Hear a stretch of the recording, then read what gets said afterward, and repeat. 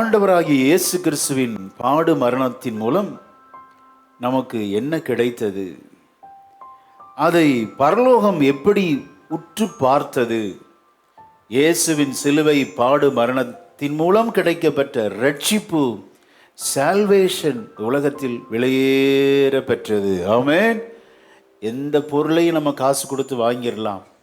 நிலத்தை அல்லது சோத்திரம், பதவி, வேலை, எதையும் நம்ம முயன்று சம்பாதிச்சிடலாம்.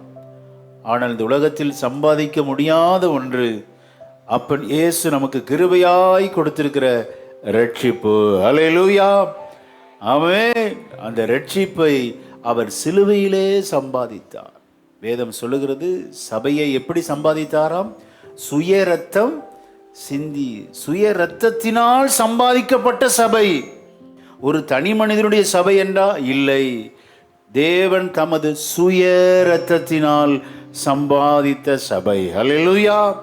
ஆகவேதான் சபையை எத்தனை அழிக்க வேண்டும் என்று நினைத்தாலும் முடியாததற்கு ஒரே ஒரு காரணம் என்னவென்றால், இந்த சபை கர்த்தருடையது. ஆமென். நல்ல கரங்களை தட்டி, சுய இரத்தத்தினால் சம்பாதிக்கப்பட்ட சபை. ஆமென். நீங்களும் நானும் விலை கிரயத்துக்கு வாங்கப்பட்டவர்கள். ஆமென். விலை செலுத்தி வாங்கப்பட்டவர்கள் நீங்களும் நானும். அப்படின்னா சோத்திரா, நம்ம எவ்வளோ விலையேற பெற்றவங்க. ஆண்டவர் நமக்கு கொடுத்த ரட்சிப்பை பரலோகம் எப்படி பார்த்ததாம்? வாசிங்க, 1 பேதுரு 1:10 நாம் வாசிக்க கேட்போம். 1 பேதுரு 1:10. உங்களுக்கு உண்டான கிருபையை குறித்து தீர்க்க தரிசனம் சொன்ன தீர்க்கதரிசிகள் இந்த ரட்சிப்பை குறித்து கருத்தாய் ஆராய்ந்து பரிசோதனை பண்ணினார்கள். தங்களிலுள்ள கிறிஸ்துவின் ஆவியானவர் கிறிஸ்துவுக்கு உண்டாகும் பாடுகளையும் அவைகளுக்கு பின்வரும் மகிமைகளையும் முன்னறிவித்த போது இன்ன காலத்தை குறித்தார் என்பதையும் அந்த காலத்தின் விசேஷம் இன்னதென்பதையும் ஆராய்ந்தார்கள். கவனிங்க, கிறிஸ்துவின் பாடுகளை பரலோகம் முன்னே தீர்மானித்திருந்தது. ஏதோ எதேட்சியாக நடக்கவில்லை. கிறிஸ்துவின் சிலுவை மரணம் என்பது ஏதோ ஒரு ஆக்சிடென்ட் அல்ல, முன்னே தீர்மானிக்கப்பட்டது. அதை குறித்து ஆமென் ஸ்தோத்திரம், தூதர்கள் ஆராய்ச்சி செய்தார்களாம். பெரிய ரிசர்ச் நடந்திருக்குங்க. இது எப்ப நடக்கணும்? சிலுவை மரணம். இந்த சிலுவை மரணத்துக்கு அப்புறம் வரப்போகிற மகிமை என்ன, குளோரிஃபிகேஷன் என்ன என்பதை முன்னறிவிக்கப்பட்டதை அதை ஆராய்ந்தார்கள். அல்லேலூயா. ஆமென். என்றைக்காவது நம்ம கேள்விப்பட்டிருக்கிறோமா? ஒரு நாளில் குற்றவாளியை பிடித்து தீர்ப்பு செய்து அதே நாளில் தண்டனை போஸ்ட்போன் பண்ணி பார்த்தீங்கன்னா கடைசியில் வருஷங்களாகி, கவனிங்க, வருஷங்களாகி தீர்க்கப்படுகிற எத்தனையோ கேசஸ் இருக்கு. ஆனா நடு இரவிலே 1 மணிக்கு அரெஸ்ட் பண்ணி 9 மணிக்கு ஒரு மரண தண்டனை கொடுக்கப்பட வேண்டுமானால் அது எங்கேயாவது சாத்தியமா? நடு இரவிலே 1 மணிக்கு கெத்செமனே தோட்டத்தில் ஆண்டவரை அரெஸ்ட் பண்றாங்க. 1:30 மணிக்கு அண்ணாவின் இடத்திலே கொண்டு செல்லப்படுகிறார். அதுக்கப்புறம் காய்பா, அதுக்கப்புறம் பார்த்தீங்கன்னா பிலாத்து, ஏரோது, மீண்டும் இவர்கள் கையில், இப்படி 7 விசை இழுத்தடிக்கப்படுகிறார் ஆண்டவர். நேற்றைய தினம் ராத்திரி பஸ்கா ஆசரித்து கிட்டத்தட்ட 17 மணி நேரம் அவர் தண்ணியே குடிக்கல. 17 hours அவர் தாகமாய் இருந்தார். தண்ணி குடிச்சு 17 மணி நேரம் ஆகிவிட்டது. ஒரே இரவில் ஆண்டவர் கைது செய்யப்பட்டு அதிகாலையிலிருந்து இழுத்தடிக்கப்படுகிறார் ஆண்டவர். போவதும் வருவதும் என்று சொல்லி இழுத்தடிக்கப்பட்டு விதின் ஷார்ட் டைம் காலை 9 மணிக்கு ஆண்டவர் சிலுவையிலே அறையப்படுகிறார். கிட்டத்தட்ட 6 மணி நேரம் சோத்திரம் ஆண்டவருடைய கைகளிலே ஆணிகள் கடாவப்பட்டு, கால்களிலே ஆணிகள் கடாவப்பட்டு, அவர் இரத்தம் சொட்ட சொட்ட அவர் நிற்கிறார். இப்படிப்பட்ட தண்டனை இந்த உலகத்தில் யாருக்காவது கிடைச்சிருக்குமா அப்படின்னா இல்லவே இல்லை. அவர் ஒரு நீதிமான், எந்த ஒரு குற்றமும் செய்யவில்லை. ஆனால் ஆண்டவரை சிலுவையிலே ஏற்றினார்கள். ஏன் இதை சொல்றேன் அப்படின்னா, within short time, few hours, சிறைபிடிக்கப்பட்டு சில மணி நேரங்களில் மரண தண்டனை. அப்படின்னா இதை யூதர்களும் தீர்மானிக்கல, அண்ணா காய்பா அல்ல, பிலாத்து அல்ல, பரலோகம் முன்னறிவிக்கப்பட்டிருந்தது. அல்லேலூயா. அதை தான் நம்ம வாசிக்க கேட்டோம். கிறிஸ்துவின் பாடுகள் முன்னறிவிக்கப்பட்டு தேவ தூதர்களால் ஆராய்ச்சி செய்யப்பட்டது. சிலுவைக்கு அப்புறம் என்ன மகிமை, என்ன குளோரி. சிலுவையிலே போல நமக்கும் பாடுகள் இருக்கலாம். ஒருவன் வர விரும்பினால் தன்னைத்தான் வெறுத்து தன் சிலுவையை எடுத்துக்கொண்டு என்னை பின்பற்றி வர கடவன். நமக்கும் சிலுவை உண்டு, நம்மையும் சிலுவையில் அறைவார்கள். உண்மையான கிறிஸ்தவர்கள், ஓ நீ நான் அல்ல, கிறிஸ்துவே. ஆமென். கிறிஸ்துவின் உடையவர்கள் தங்கள் ஆசை இச்சைகளை சிலுவையிலே அறைந்திருக்கிறார்கள். இனி நான் அல்ல அப்படின்னா இயேசு கிறிஸ்து மாத்திரம் அறையப்படல, அவரோடு என்னையும் சேர்த்து அறைந்திருக்கிறார்கள் என்று எத்தனை பேர் சொல்ல முடியும்? இயேசு மாத்திரம் அல்ல, இனி நான் அல்ல அப்படின்னா என்ன? இனி என் கைகள் செயல்படாது, என் கால்கள் செயல்பட மாட்டேன், எல்லாம் கர்த்தருடைய சித்தம். ஆமென். இனி என் மாம்சம் அல்ல, என் சுய பலன் அல்ல, என்னுடைய சுய விருப்பம் அல்ல, கர்த்தரே என்னுடைய வாழ்க்கையை நடத்துவாராக. ஆமென். அல்லேலூயா. அதுதாங்க அர்த்தம். நம்மையும் சிலுவையில் அறைவார்கள். இயேசு கிறிஸ்து எப்படி நிந்திக்கப்பட்டாரோ, எப்படி பாடுபட்டாரோ, நமக்கும் பாடுகள் அநேகம் உண்டு. ஆமென். நம்ம நினைக்கிற நல்ல சொகுசு வாழ்க்கை கிறிஸ்தவத்தில் வந்தா இல்லை. உண்மையான கிறிஸ்தவனுக்கு கண்டிப்பா அந்த உலகத்தில் என்ன உண்டு? பாடுகள் உண்டு, உபத்திரவம் உண்டு. ஹல்லேலூயா. இந்த உலகத்தில் உபத்திரவம் உண்டு, ஆனாலும் திடன் கொள்ளுங்கள், நான் உலகத்தை ஜெயித்தேன் என்கிறார். ஹல்லேலூயா. பாடுகள் உண்டுங்க. ஆண்டவருக்கு இருந்த அதே பாடுகள் நமக்கு இருக்கணும். இருந்தா தான் உண்மையான கிறிஸ்தவர்கள். இல்லைன்னா நாமும் ஆண்டவரோடு சிலுவையில் அறையப்படவில்லை என்று அர்த்தம். ஆமென். சில இந்த ரட்சிப்பை குறித்த ஆராய்ச்சி என்ன, அந்த 7 வார்த்தைகளின் சுருக்கத்தை நாம் தியானித்து எத்தனை பேர் ஆயத்தமா இருக்கிறோம்? இயேசுவின் பாடுகள் ஏற்கனவே தீர்மானிக்கப்பட்டவைகள், பரலோகத்தில் எல்லாம் அசைன்டு, எல்லாம் முன்னறிவிக்கப்பட்டது. பாடுகள் மாத்திரம் நம்முடைய வாழ்க்கையா அப்படின்னா இல்லவே இல்லை. ஆமென்.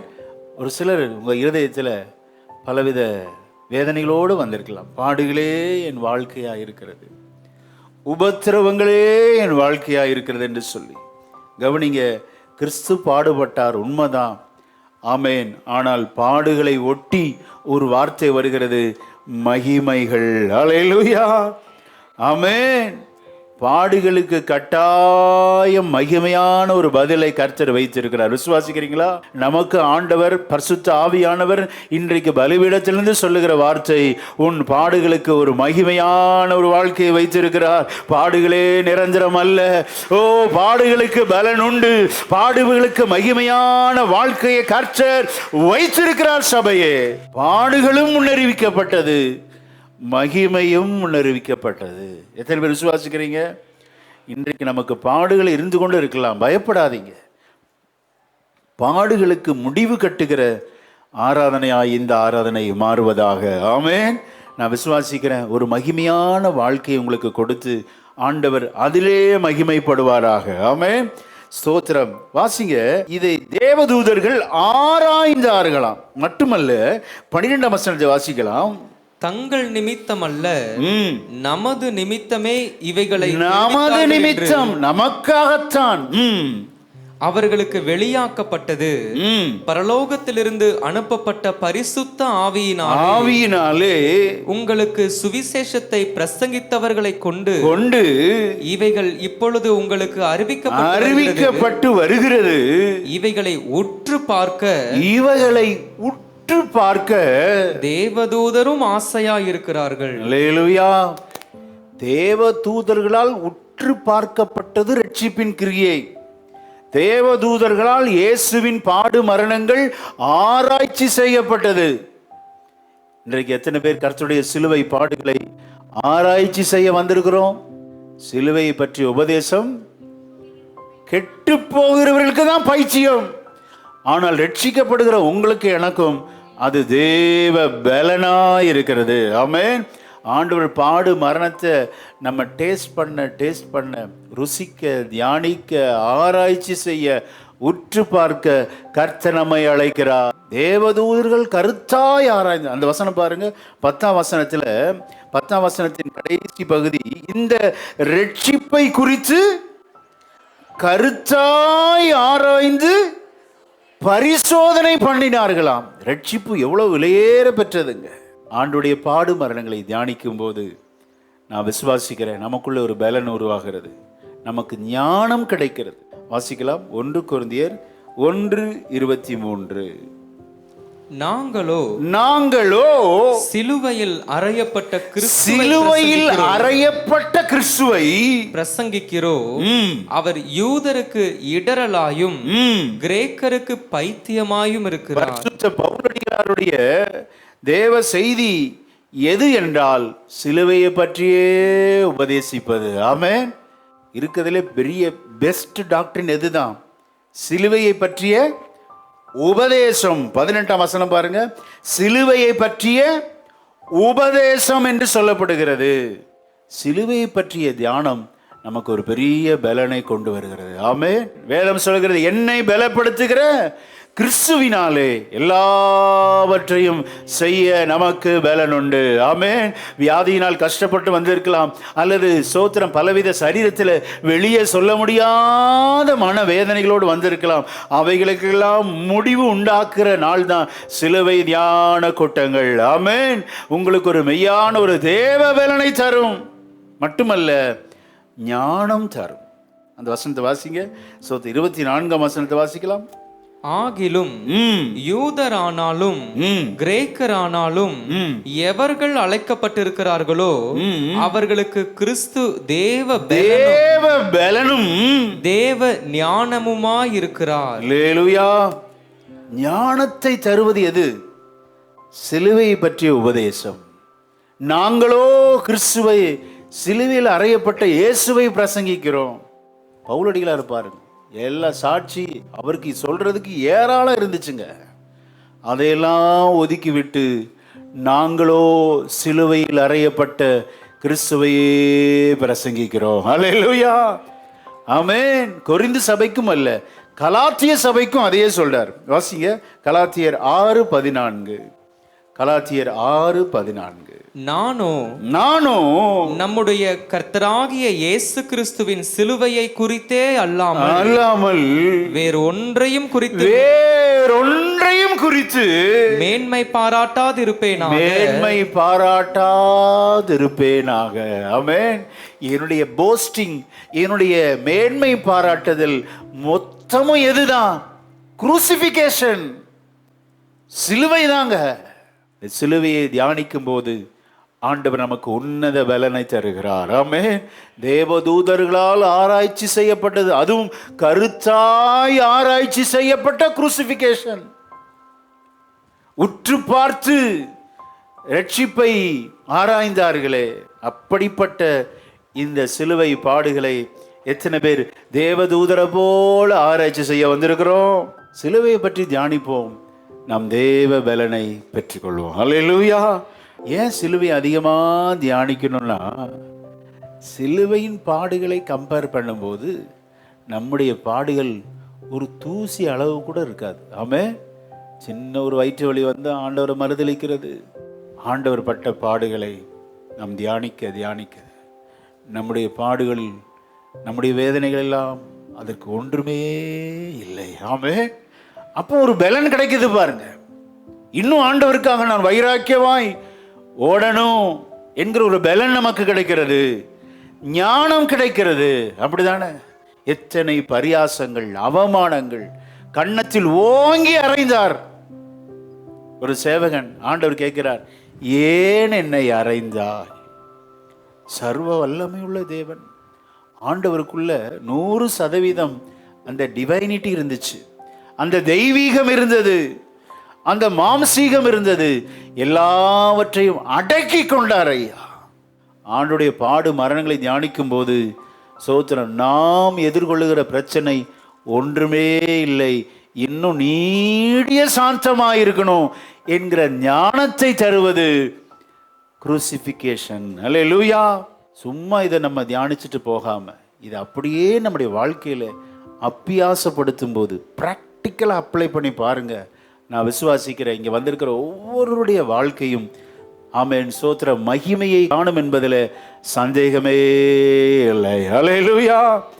கோபப்பட மாட்டேங்க, நீடிய சாந்தங்க.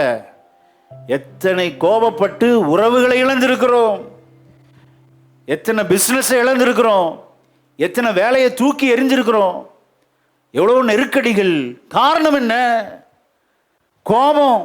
நீடிய சாந்தம் இல்லை, பொறுமை இல்லைங்க. ஏன் இந்த சிலுவையை நம்ம தியானிக்கணும்? சிலுவை மரணத்தை தியானிக்கும் போது ஆண்டவரே இத்தனை பாடுகள் பட்டாரு, என்னுடைய பாடு ஒன்றும் இல்லை, நான் அவமானப்பட இன்னும் ஆயத்தமா இருக்கிறேன். எத்தனை பேர் சொல்ல முடியும்? நல்ல ஒரு எதிர்காலத்தை வைத்திருக்கிறார். முற்கோபி மூடன் என்று வேதம் சொல்லுகிறது. காரணம் இல்லாமல் கோபிக்கிறவன். கவனிங்க, இந்த சிலுவை பாடுகளை தியானிக்கும் போது நமக்கு நல்ல ஞானம் பிறக்கிறது, நல்ல பலன் தருகிறது. இன்னும் தொடர்ந்து இந்த கிறிஸ்துவ ஜீவியத்தில் இருந்து கனி கொடுக்கிற ஜீவியத்தை கர்த்தர் நமக்கு தருகிறார். அல்லேலூயா. கசப்பு வராது, கோபம் வராது, பகை இருக்குமா? இருக்காது. ஏன் இல்லாத வியாதிலாம் வருது? உள்ள கசப்பு இருக்கு, உள்ள கோபம், பிரஷர் பத்திக்கிட்டு எரியுது பார்.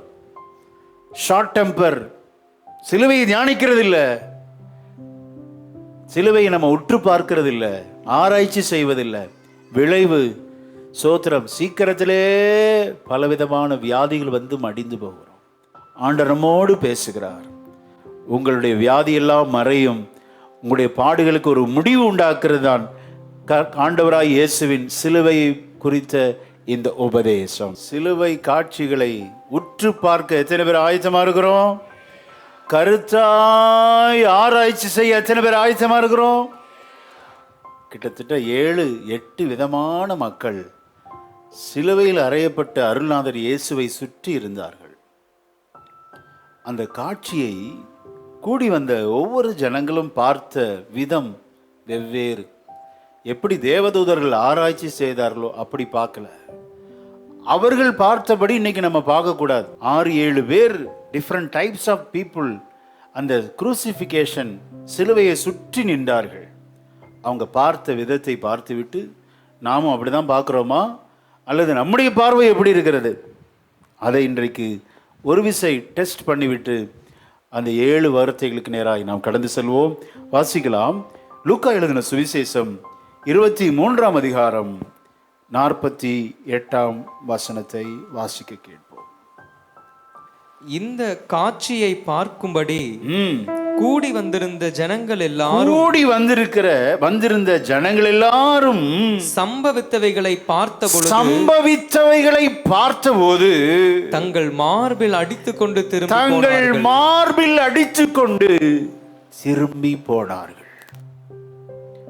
கூடி வந்த ஜனம், பக்கத்தில் இயேசுவின் தாயார் இருந்தார்கள், உறவினர்கள் இருந்தார்கள், நண்பர்கள் இருந்தார்கள், சேவகர்கள் இருந்தார்கள், பிரதான ஆசாரியர் இருந்தார்கள், வேத பாரகர்கள் இருந்தார்கள். ஸ்தோத்திரம். 2 பக்கமும் கள்ளர்கள் அறையப்பட்டிருந்தார்கள். இத்தனை பேர் இருக்காங்க. ஒரு கூட்ட ஜனம் என்ன பண்ணுது அப்படின்னா, கூடி வந்திருந்த ஜனம் மார்பிலே அடித்து கொண்டு திரும்பி போயிட்டாங்க. சிலுவை காட்சியை பார்க்குறாங்க. ஐயோ, இப்படிப்பட்ட ஒரு மரணமா? அல்லது தேவதூதர்கள் உற்று பார்த்து கருத்தாய் ஆராய்ச்சி செய்தார்களே பாடுகளையும் மரணங்களையும், இப்படி நம்ம செய்ய போறோமா? உங்களை நீங்களே பதில் சொல்லுங்க. மார்பிலை அடித்து கொண்டு அழுதார்கள், ஆனால் ரட்சிக்கப்படலை. திரும்பி போயிட்டாங்க, பழைய வாழ்க்கைக்கு போயிட்டாங்க. அந்த நேரம் சிலுவை பாடு பார்க்கும்போது ஒரு உணர்ச்சி வசப்பட்டு அழுகிறது, அவ்வளவுதான். That's all. மீண்டும் பழைய வாழ்க்கை, மீண்டும் நம்முடைய பழைய வாழ்க்கைக்கே போக போறோமா? கவனிங்க, சுற்றி இருந்தவர்கள் மார்பிலை அடித்து கொண்டு திரும்பி போனார்கள். எந்த ஒரு கிரியை நடக்கலைங்க. there is no reaction. உணர்வு பூர்வமாக மனம் திரும்பி ஆராதிக்கணும். பழைய வாழ்க்கையை விட்டுவிட வேணுங்க. பழைய வாழ்க்கையோடு உனக்கு இனிப்பாக இருக்கிறதா? உன் ரட்சிப்பே கேள்விங்க. பாவ வாழ்க்கை உனக்கு மதுரமாக இருக்கிறதா? ஒரு உண்மையாய் ரட்சிக்கப்பட்ட கிறிஸ்தவனுக்கு பாவ வாழ்க்கை கசப்பாக இருக்க வேண்டும், அருவருப்பாக இருக்க வேண்டும். இனிப்பா இருந்துச்சுன்னா ரட்சிப்பு பெரிய கேள்வி. மார்பில் அடித்து கொண்டு அழலாம், கூப்பாடு போடலாம், ஃபாஸ்டிங் இருக்கலாம், ஒரு பிரயோஜனம் இல்லை. தேவதூதர்களை போல உற்று பார்க்க, கருத்தாய் ஆராய்ச்சி செய்ய எத்தனை பேர் ஆசையா இருக்கிறோம்? பாவத்தை தொட்டு பேசணும், சும்மா அப்படியே பேசிட்டு போயிடக்கூடாது. பாவத்தோடு இருந்தால் எப்படிங்க ஆண்டவர் ஆசீர்வதிப்பார்? நம்ம வாழ்க்கையில் சோத்திரம், அன்பும் வெறுப்பும் ரெண்டும் இணைந்து பயணிக்கிறது. அன்பும் இருக்கும், வெறுப்பும் இருக்கும், அப்படிதானே? சில காரியம் நமக்கு பிடிக்கவே பிடிக்காது, சில காரியம் ரொம்ப பிடிக்கும். கணவன் மனைவியை பாருங்க, உன்னை நேசிக்கிறேன் அப்படிம்பாங்க. உண்மையாய் நேசிக்கிற கணவன், உண்மையாய் நேசிக்கிற மனைவி, கணவனுக்கு பிடிக்காதது மனைவிக்கும் பிடிக்க கூடாதுங்க. மனைவிக்கு பிடிக்காதது கணவனுக்கும் பிடிக்க கூடாது. அதான் உண்மையான நேசம், அதான் உண்மையான திருமண பந்தம். ரெண்டு மேட்ச் ஆகாது. ஆனால் கொஞ்சம் கொஞ்சமாக மாற்றிக்கணும். எந்த கணவன் மனைவிக்கு பிடித்ததை கணவன் ஏற்றுக்கொள்கிறானோ, கணவனுக்கு பிடித்ததை மனைவி ஏற்றுக்கொள்கிறானோ, அந்த குடும்பம் ஆமென் ஆரோக்கியமான குடும்பம், ஆசீர்வாதமான குடும்பம். அல்லேலூயா, ஆமென். அவருக்கு பிடிக்காத பாவ வாழ்க்கை நமக்கு இனிப்பா இருந்தா அது எப்படிங்க? இன்னைக்கு எத்தனை தியானிச்சாலும் அது ஒரு பிரயோஜனம் இருக்காது. அனைவரோடும் இருதயத்தை தொட்டு பேசுகிறார். ஆமென். எத்தனை பேர் தங்களை அர்ப்பணிக்க ஆயத்தமா இருக்கிறோம்? பாவத்தோடு நான் விளையாட மாட்டேன் ஆண்டவரே, உமக்கு பிடித்தவைகளையே நான் செய்வேன். அல்லேலூயா, ஆமென். எபிரேயர் 10ஆம் அதிகாரம் 29 வாசிக்கலாம். தேவனுடைய குமாரனை காலின் கீழ் மிதித்து தன்னை பரிசுத்தம் செய்த உடன்படிக்கையின் இரத்தத்தை அசுத்தம் என்று எண்ணி கிருபையின் ஆவியை நிந்திக்கிறவன் எவ்வளவு கொடிதான ஆக்கினைக்கு பாத்திரவானாய் இருப்பான் என்பதை யோசித்து பாருங்கள். யோசித்து பாருங்கள் அப்படிங்கிறார். பழைய வாழ்க்கை இனிப்பா இருந்துச்சுன்னா நம்ம மீண்டும் ஆண்டவரை சிலுவையில் அரைக்கிறோம். மீண்டும் ஆண்டவரை சிலுவையிலிருந்து இறங்கி காலால் மிதிக்கிறது தான் பழைய பாவ வாழ்க்கை. இன்றைக்கு ஆண்டவர் உன்னோடு எச்சரிக்கிறார். வாழ்க்கை சரியில்லாம இருந்தா இன்றைக்கு மாற்றிக்கொள். இருதயத்தை கடினப்படுத்தாதே. இருதய கடினம் அழிவுக்கிடராய் கொண்டு செல்லுவிடும். ஆமென். நல்ல விஷயத்துக்கு வைராக்கியம் பாராட்டணும். பாவ காரியங்களுக்கு அதை விட்டு தேவனை பின்பற்றினால் அதுவே நமது வாழ்க்கையில் பிரயோஜனமாக இருக்கும். ஹல்லேலூயா, ஆமென். ஆக மீண்டும் பழைய வாழ்க்கைக்குள்ள போகிறது என்ன அப்படின்னா, ஆண்டவரை இருந்து அறையப்பட்ட சிலுவை நாதர் இயேசுவை கீழே இறக்கி நாமே நமது கால்களால் மிதிக்கிற அனுபவங்க. ஆகவே தான் இப்படி கண்டித்து நாங்கள் பேசுகிறோம். உண்மையாய் மனம் திரும்பினால் உங்கள் சிலுவையை பார்க்கிற அந்த பார்வை சரியான பார்வையாய் இருக்கும். ஹல்லேலூயா, ஆமென். அடுத்து இரண்டாவது ஒருவர் பார்க்கலாம். முதலாவது நம்ம பார்த்து கொண்டிருக்கிறோம், ஆண்டவரை கூடியிருந்த ஜனங்கள் மார்பிலே அடித்து கொண்டு கடந்து சென்றார்கள். வாசிக்கலாம். இன்னொன்று லூக்கா 23 27 28 வாசிக்கலாம். லூக்கா 23 27 28. திரள் கூட்டமான ஜனங்களும் அவருக்காக புலம்பி அழுகிற ஸ்திரீகளும் அவருக்கு பின் சென்றார்கள். இயேசுவின் சிலுவையை சுற்றி இருந்த ஜனங்கள் யாருன்னா திரள் கூட்ட ஜனம், அவருக்காக புலம்பி அழுகிற ஜனம். இப்படிதான் சிலுவையை பார்த்தாங்க. ஐயோ, இவ்வளோ கஷ்டப்படுறாரு, எத்தனை நமக்கு நன்மை செய்தார், எத்தனையோ ஆமென் ஸ்தோத்திரம் அற்புதங்களை செய்தாரு, அதிசயங்களை செய்தாரு என்று சொல்லி ஆண்டவருக்காக புலம்பி அழுகிறோமா? அப்ப ஆண்டவர் சொல்லார், எனக்காக அழாதீங்க, இதெல்லாம் பிதாவின் திட்டம், உங்களுக்காகவும் உங்கள் பிள்ளைகளுக்காகவும் அழுங்கள் என்கிறார். பார்த்தீங்களா? ஆமென். 29ஆம் வசனத்தை வாசிங்க. இதோ மலடிகள் பாக்கியவதிகள் என்றும் பிள்ளை பெறாத கர்ப்பங்களும் பால் கொடாத முளைகளும் பாக்கியமுள்ளவைகள் என்றும் சொல்லப்படும் நாட்கள் வரும். நாட்கள் வரப்போகிறது. ஆண்டவர் எச்சரிக்கிறார். இப்ப சிலுவை பாடுகளை பார்த்து இப்படி அழுகிறீங்களே ஸ்ரீகளே, சீக்கிரத்துல ஒரு நாள் வரப்போகுது. ஆமென். தீத்துராயன் வந்து உங்களை முற்றுகை போட்டு எருசலேமை சோத்திரம் சுலகினால் புடைக்கிறது போல புடைத்து, ஆமென் சோத்திரம் ஒவ்வொருவனையும் கொன்று போடுவானே, நீ கர்ப்பமாகி பிள்ளைகள் பெறாதிருந்தால் நலமாயிருக்குமே என்று சொல்லி எதிர்காலத்தை குறித்து துக்கப்படுறாருங்க. சிலுவை காட்சிகளை பார்க்க வந்திருக்கிற நம்மோடு ஆண்டவர் பேசுகிறார். உங்களுக்காகவும் உங்கள் பிள்ளைகளுக்காகவும் நீங்கள் அழுது மன்றாடி ஜெபம் பண்ணுங்கள். ஆமென். அதுதான் உண்மையான சிலுவை காட்சி. ஹல்லேலூயா. நாம் ரட்சிக்கப்பட வேண்டும் என்பதற்காகத்தான் சிலுவையிலே ஆண்டவர் மரித்தாருங்க. அந்த ரட்சிப்பு நிறைவேறவில்லை என்றால் சிலுவையிலே சிந்தின ரத்தம் வீணாய் போய்விடுமே. ஆண்டவரை சுற்றி இருக்கிற திரளான கூட்டம் அழுகிற கூட்டம், மார்பிலே அடித்து கொண்டு அழுகிற கூட்டம், நடந்து போகிறவர்கள் தூஷிக்கிற கூட்டம்ங்க. வாசிக்கலாம். மார்க்கு 15:29 வாசிக்கலாம். மார்க் எழுதின சுவிசேஷம் ஆண்டவருடைய சிலுவை காட்சிகளை எப்படிலாம் ஜனங்கள் பார்த்தார்களாம். மார்க்கு 15:29. அந்த வழியாய் நடந்து போகிறவர்கள் தங்கள் தலைகளை துலுக்கி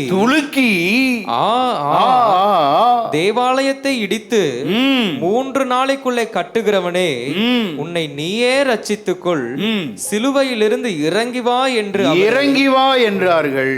அவரை தூஷித்தார்கள். ஒரு கூட்டம் அழுகுதுங்க, ஒரு கூட்டம் மார்பில் அடித்து அழுகிறது, ஒரு கூட்டத்தார் தூஷிக்கிறார்கள். இன்றைக்கும் தூஷிக்கிற கூட்டம் எத்தனை பேர் இருக்கிறாங்க? உன் நம்பிக்கை என்னவாயிற்று? உன் பிள்ளைகள் காரியம் என்ன?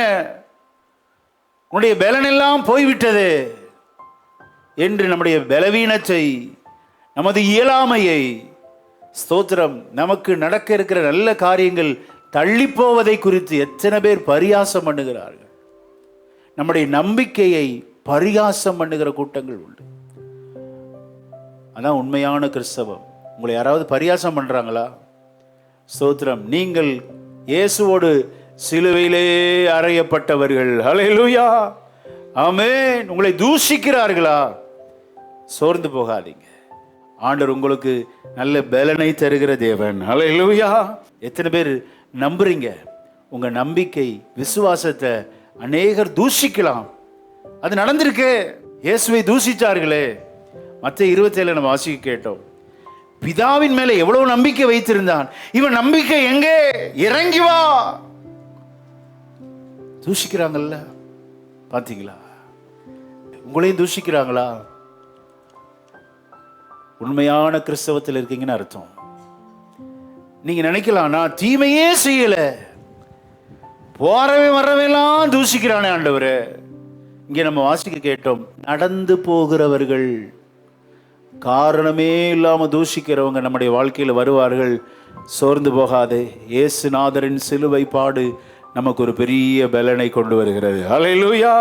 மார்க் எழுதின சுவிசேஷம் 15:31 வாசிக்கலாம். அப்படியே பிரதான ஆசாரியரும் வேதபாரகரும் தங்களுக்குள்ளே பரியாசம் பண்ணி மற்றவர்களை ரட்சித்தான், தன்னைத்தான் ரட்சித்துக் கொள்ள திராணி இல்லை. பாத்தீங்களா, நம்முடைய ரட்சிப்பை குற்றப்படுத்தவர் அநேகர் இருப்பாருங்க, இருக்கணும். அதான் உண்மை கிறிஸ்தவம். எல்லாம் சேர்ந்து வாசிக்கலாம். நம்முடைய விசுவாசத்தை கனவீனம் பண்ணுவாங்க நம்மை சுற்றி இருக்கிற ஜனங்கள். ஏன் கிறிஸ்தவ மக்களே, அடுத்த வசனத்தை எல்லாம் சேர்ந்து வாசிக்கலாமோ? நாம் கண்டு இஸ்ரவேலுக்கு ராஜாவாகிய சிலுவையில் அறைந்திருக்கட்டும் என்று சொல்லிக் கொண்டார்கள். அவரோட கூட சிலுவைகளில் அறையப்பட்டவர்களும் சிலுவையில் அறையப்பட்ட அந்த கள்ளர்களும் நிந்தித்தார்கள். வழி நடந்து போகிறவர்கள் நிந்தித்தார்கள். யாருன்னே தெரியாதுங்க, என் கூட வேலை பார்க்குறான், எனக்கு அவனுக்கு சம்பந்தமே இல்லை, என்னை தூஷிக்கிறான் பாஸ்டர்னு சொல்லலாம். இயேசுநாதருடைய சிலுவை பாடுகளை நாம் தியானிக்கும் போது நமக்கு எத்தனை பலனாய் இருக்கிறது. ஹல்லேலூயா. நம்மையும் இந்த பாடுகள் வழியா தேவன் நம்மை அனுமதிப்பாருங்க. தன்னைத்தான் வெறுத்து தன் சிலுவையை எடுத்துக்கொண்டு என்னை பின்பற்ற கடவுள். ஹல்லேலூயா. தூஷணைகளா, நிந்தைகளா, அவமானங்களா, ஏளனமா, பரியாசங்களா, சோர்ந்து போகாது. நமக்கு ஆண்டவர் சில அந்த பாதைகளை நியமித்திருக்கிறார். ஆமென். நான் ஏற்கனவே சொல்லிட்டேன், பாடுகளே நிரந்தரம் அல்ல. ஆமென். பாடுகளுக்கு பின்பு என்ன இருக்கிறது? மகிமை. ஹல்லேலூயா. ஆகவே தான் இயற்கையில் எப்படி வச்சிருக்கிறார் பார். நிலா கொஞ்சம் கொஞ்சமாக தேய்ந்து அதுக்கப்புறம் அது பெருசாகுது. பகல் 12 மணி நேரம், இரவு 12 மணி நேரம். இரவே வாழ்க்கையா? இல்லையே. அடுத்து ஒரு பகல் வருகிறது, அதுக்கப்புறம் ஒரு மாறி மாறி தான் இருக்குங்க எல்லாமே. ஒரே நம்முடைய வாழ்க்கையில் ஹைவேவா? இல்லையே.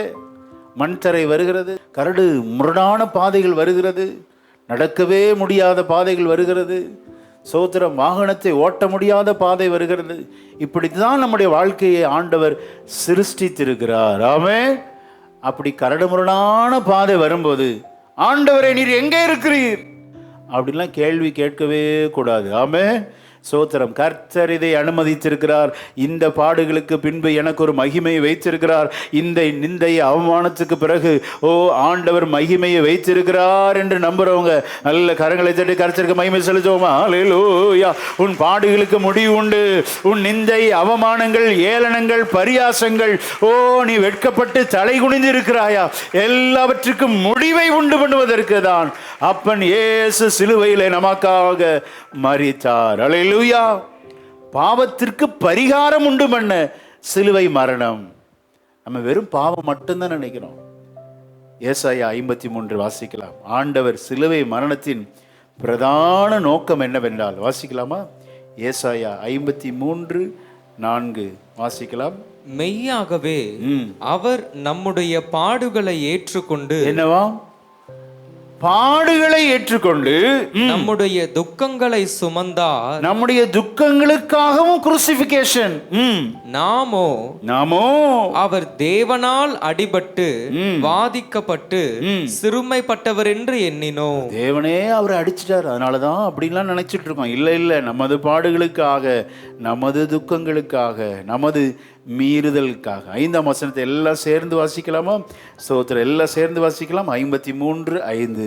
நம்முடைய மீறுதல்களின் நிமித்தம் அவர் காயப்பட்டு, நம்முடைய அக்கிரமங்களின் நிமித்தம் அவர் நொறுக்கப்பட்டார்.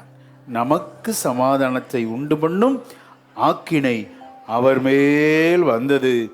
அவருடைய தழும்புகளால் பாடுகள். இந்த 2 வசனத்திலிருந்து ஒரு லிஸ்ட் சொல்லுங்க பாப்போம். பாடுகள், துக்கங்கள், மீறுதல்கள் நமக்கு சமாதானத்தை கொடுக்க அவருடைய ஆக்கினை அவர் மேல் மட்டுமல்ல, நமது வியாதிகளுக்காகவும் ஆண்டவர் மரித்திருக்கிறார். ஹல்லேலூயா. உம்முடைய தழும்புகளால் குணமாகிறோம். பாத்தீங்களா? அப்ப வியாதியோடு வந்திருக்கிறீங்களா? பாடுகளோடு, துக்கங்களோடு, அக்கிரமங்களோடு வந்திருக்கிறீங்களா? இன்றைக்கு மீறுதல்கள், சில விஷயத்துல மீறி பாவம் செஞ்சிருக்கலாம். ஆமென். ஸ்தோத்திரம். அதையும் ஆண்டவர் மன்னிக்க எம்பெருமான் இயேசு சிலுவையிலே ஆணிகள் கடாவப்பட்டு கொலை செய்யப்பட்டார். அல்லேலூயா, ஆமென். பார்த்தீங்களா, 2 வசனத்தில் எத்தனை அர்த்தம் இருக்கு. நமது பாடுகளுக்காக, நம்முடைய துக்கங்களுக்காக, நம்முடைய வியாதிகளுக்காக, நம்முடைய மீறுதல்களுக்காக, நமது குற்றங்களுக்காக தேவன் சிலுவையிலே அந்த மரணத்தை சகித்தார். ஆமென். அப்படின்னா அந்த சிலுவை பாடு மரணம் எவ்வளோ அதிகமாய் நம்ம தியானிக்கணும். பல விதங்களிலே பார்த்தார்கள். தூஷிக்கிற ஒரு கூட்டம், பரியாசம் பண்ணுகிற ஒரு கூட்டம், நிந்திக்கிற ஒரு கூட்டம், இகழ்கிற கூட்டம், புலம்பி அழுகிற எருசலேம் குமாரத்திகளின் கூட்டம், திரளான கூட்டம், கூடி வந்த மார்பில் அடித்து கொண்ட கூட்டம். இதன் மத்தியிலே ஒருவன் மாத்திரம்தான் சிலுவையை பார்க்க வேண்டிய விதத்தில் பார்த்தான். அல்லேலூயா, அது ரட்சிக்கப்பட்ட கள்ளன். ஆமென். அவனுடைய பார்வை தான் சரியான பார்வைங்க. நம்ம ஏற்கனவே தியானிச்சோம் பார்த்தீங்களா, முன்னறிவிக்கப்பட்ட பாடுகள். எதற்காக? ரட்சிப்புக்காக. முன்னறிவிக்கப்பட்ட மகிமை எதற்காக? நம்மை ரட்சிப்பதற்காக. அல்லேலூயா, அதை கருத்தாய் ஆராய்ச்சி செய்தான் அந்த கள்ளன். ஆனா கொஞ்சம் ஃபியூ அவர் ஒரு மணி நேரத்துக்கு முன்பாக அவனும் தூசித்தாங்க. அந்த கள்ளனும் 2 கள்ளனும் தூசித்தார்கள். ஆனால் திடீரென்று அவனுடைய மனக்கண்கள் திறக்கப்பட்டு சாகிற நேரத்தில் ஆண்டவரை ஏற்றுக்கொண்டான். யாரையும் ஜட்ஜ் பண்ணிடாதீங்க. சாகிற நேரத்தில் கூட ஆண்டவர் ரட்சிப்பை தர வல்லவராய் இருக்கிறார். அல்லேலூயா, ஆமென். வேதம் சொல்லுகிறது, நீங்களும் நானும் பரலோகத்துக்குள்ள பிரவேசிப்போம். நம்ம போறதுக்கு முன்னாடி பார்த்தீங்கன்னா வேசிகள் அங்க இருப்பாங்களாம். ஆச்சரியமா இருக்கு. வேசிகள் உள்ள இருப்பாங்க. எப்படி? மரண தருவாயில் கூட அவருடைய இருதயத்தில் இயேசுவே எங்கள் பாவங்களை மன்னியும் ஆண்டவரே என்று கதறி கூப்பிட்டால் இரக்கத்தில் ஐஸ்வர்யம் உள்ள ஆண்டவர், ஓ உலகத்தில் வந்த எந்த மனுஷனையும் பிரகாசிக்கிற மெய்யான ஒளி இயேசு. ஹல்லேலூயா. எந்த மனுஷனும் என்று சொல்லப்படுகிறது. அக்கிரமம் அநியாயம் பண்ணியிருக்கலாம், ஆனா மரிக்கும் தருவாயில் கூட மன்னிப்பு கொடுக்கிற எம்பெருமான் இயேசு சிலுவைநாதர். ஹல்லேலூயா.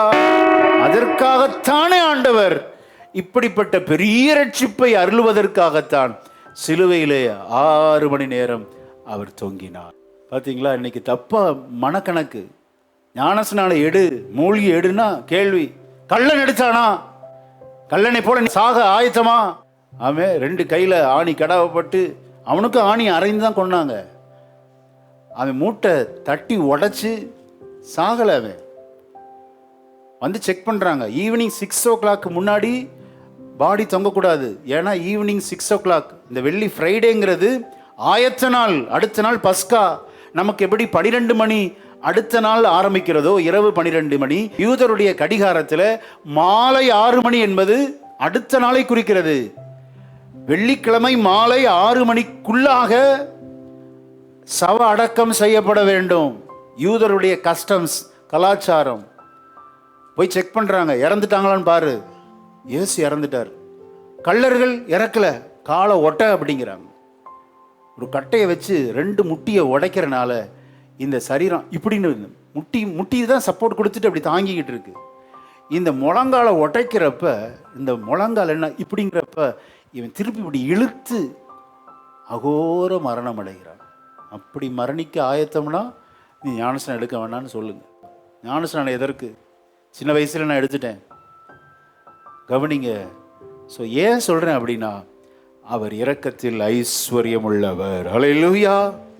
எத்தனை கள்ளனா இருந்தாலும் தேவதூதர்கள் உற்று பார்த்த, கருத்தாய் ஆராய்ச்சி செய்த அந்த பார்வை இத்தனை பேர் நடுவிலே ஒருவனு மாத்திரம் இருந்தது. ஹல்லேலூயா. 3 வருஷம் கூடவே இருந்தாங்க. அப்பம் சாப்பிட்டாங்க. 2 மீன் 5000 பேருக்கு ஆண்டவர் பிற்று கொடுத்தாரு. அதெல்லாம் கூட சாப்பிட்ட சீஷர்கள் ஒருத்தரும் இல்லை. பக்கத்தில் யார்? எல்லாம் ஓடி போயிட்டாங்க. அவர்களுக்கு இல்லாத வெளிப்பாடு, தாயாருக்கு இல்லாத வெளிப்பாடு, சோத்திரம், நண்பர்களுக்கு இல்லாத வெளிப்பாடு, இத்தனை பேர் புடைசூழ இருக்கிற மத்தியிலே ஒருவனுக்கு உண்டாயிருந்தது. அல்லேலூயா. மனதுருகி அவன் கேட்கிற அந்த வார்த்தையை எல்லாரும் சேர்ந்து வாசிக்கலாமா? மனதுருகி ஆண்டவரோடு அவன் பேசுகிற வார்த்தையை வாசிக்க கேட்போம். லூக்கா 23 அதிகாரம் 40 வசனம். 23:40. மற்றவன் அவனை நோக்கி, நீ இந்த ஆக்கினைக்கு உட்பட்டவனாய் இருந்தும் தேவனுக்கு பயப்படுகிறதில்லையா? நாமோ நியாயப்படி தண்டிக்கப்படுகிறோம். நம்ம 2 பேரும் நியாயப்படி தண்டிக்கப்படுகிறோம். நாம் நடப்பித்தவைகளுக்கு தக்க பலனை அடைகிறோம். இவரோ தகாதது ஒன்றையும் நடப்பிக்கவில்லையே என்று அவனை கடிந்து கொண்டு இயேசுவை நோக்கி, ஆண்டவரே நீர் உம்முடைய ராஜ்யத்தில் வரும்போது அடியேனை நினைத்தருளும் என்றான். அல்லேலூயா. இயேசுவை எப்படி பார்க்கணும்? ராஜாவாக பார்க்கிறான். அவருக்கு ஒரு ராஜ்யம் இருக்கிறது, கிங்டம் ஆஃப் காட். அப்படி பார்க்க ஆரம்பிச்சிட்டான். வியூ பாருங்க. கொஞ்ச நேரத்துக்கு முன்னாடி தான் தூசிச்சாங்க, நிந்தித்தான். பிரதான ஆசாரியர் சொன்னது போலவே சொன்னான், இறங்கி வா. கொஞ்ச நேரத்துக்கு முன்னாடி தான் நிந்தித்தான். ஆனா திடீரென்று அவனுடைய வனக்கண்கள் திறக்கப்பட்டு, திட்டாதப்பா, உன்னையும் என்னைய போல அல்ல, நீ நானும் தண்டிக்கப்படுறோம்னா எத்தனை கொள்ளை அடிச்சிருப்போம், செயின் பறிப்பு என்ன, கொலை செஞ்சிருக்கிறோம், திருடி இருக்கிறோம், அதுக்காக தான் நம்ம தண்டிக்கப்படுறோம். ஆனால் இவரோ என்று சொல்லி சிலுவை காட்சிகளை அப்படி நம்ம தரிசித்து விட்டு வெளியே சென்றால் நம்முடைய ரட்சிப்பு, நாம் பெற்ற ரட்சிப்பு சரியான ரட்சிப்பாக இருக்கும். அல்லேலூயா. புலம்பி அழுது மார்பில் அடித்து ஃபாஸ்டிங் போட்டு என்ன பிரயோஜனம்? மீண்டும் பழைய வாழ்க்கைக்கு போயிட்டா ஒரு பிரயோஜனம் கிடையாது. உண்மையான கொண்டாட்டம் என்றால் மனம் திரும்பி பழைய வாழ்க்கை வெறுப்பாக நினைத்து புதிய வாழ்க்கையில் இனி நான் அல்ல கிறிஸ்துவே. ஹல்லேலூயா. அப்படிப்பட்ட ஒரு எண்ணத்தை உடைய ஒரு வாழ்க்கை நம்முடைய வாழ்க்கையில் நாம் அப்பியாசப்படுத்த வேண்டும், பிராக்டிக்கலாக கொண்டு வரணும். கடைசியில் என்னுடைய பார்வை மாறினது. உங்களுடைய ராஜ்யம் வரும்ல. இப்போ நீங்கள் ஃபர்ஸ்ட் கம்மிங், அடுத்து என்னது? செகண்ட் கம்மிங் வரப்போறீங்க. திடீரென்று வெளிப்பாடு அவனுக்கு கிடைத்தது. இவர் மீண்டும் ராஜாதி ராஜாவாய் ஆகாய மண்டலத்தில் திரளான தூதர்களோடு வரப்போகிறார். அந்த வருகையிலே என்ன எடுத்துக்கோங்கன்னு சொல்லலை. என்ன சொல்றான்? கொஞ்சம் நினைச்சிருங்களேன் அப்படிங்கிறான். ஏன் அப்படின்னா, நான் கள்ளனால இப்போ அறையப்பட்ட நேரத்தில் உங்களுக்காவது பக்கத்தில் தாய் இருக்கிறா, எனக்கு இப்போ யாருமே இல்லை. நான் ஒரு கொலைகாரன், குற்றம் செய்தவன். இந்த மரண தண்டனைக்கு அவங்க உறவினர் வந்திருக்க மாட்டாங்க. மனசில் நினைக்கிறான், என்னை நினைக்க யார் இருக்கா? நான் ஒரு குற்றவாளி. ஆனால் நீங்கள் ஒரு பெரிய ராஜா, நீர் ஒரு நிரபராதி. நீர் வரும்போது அடியானை நினைத்தருளும் என்றான். அல்லேலூயா. ஆமென். அப்படி கெஞ்சி தேவ சமூகத்தில் உண்மையான மனம் திரும்பி பழைய வாழ்க்கையை விட்டு ஆண்டவரோடு இனி நான் வாழ்வேன் ஆண்டவரேன்னு சொல்லி அர்ப்பணிக்கிறத, அந்த பார்வை தான் சரியான பார்வை. அல்லேலூயா. ஆமென். பிறர் பாலரோடு மணிக்கணக்காக பேசுவது இனிமையாக இருக்கிறதா? ரட்சிப்பு சந்தேகம் வாழ்க்கை ஆண்டவருக்கு ஒப்பு கொடுக்க மாட்டாயா? பழைய வாழ்க்கை இன்னும் உனக்கு இனிக்கிறதா? ஆண்டவருடைய சிலுவை சிந்தின இரத்தத்தை வீணாக்காதே. தேவ சமூகத்தில் உமது அடியானை நினைத்தருளும் ஆண்டவரே, இனி நான் உமக்காக வாழ்வேன். எத்தனை பேர் சொல்ல முடியும்? அல்லேலூயா. அப்படி அர்ப்பணித்தால் நம்முடைய பார்க்கிற பார்வை, அந்த விதம் சரியாக இருக்கும். அல்லேலூயா. சின்ன சின்ன காரியத்துக்கு கோவிச்சுக்காதீங்க. ஆண்டுடைய கற்பனைகளை கை கொள்ளாமல் விட்டுறாத. எத்தனை பாடுகள் நிந்தைகள் வந்தாலும் என் வாழ்க்கையில் இறுதி மூச்சு வரை நான் ஆண்டவரே சார்ந்து கொள்வேன். ஆமென். ஆண்டவருக்காக வாழ்வேன். எத்தனை பேர் அர்ப்பணிக்க முடியும்? ஆமென். அப்படிப்பட்ட ஒரு அர்ப்பணித்தை தான் ஆண்டவர் விரும்புகிறார். முதல் வார்த்தை என்ன? பிதாவே வாசிக்க கேட்போம். 23:34. லூக்கா 23:34.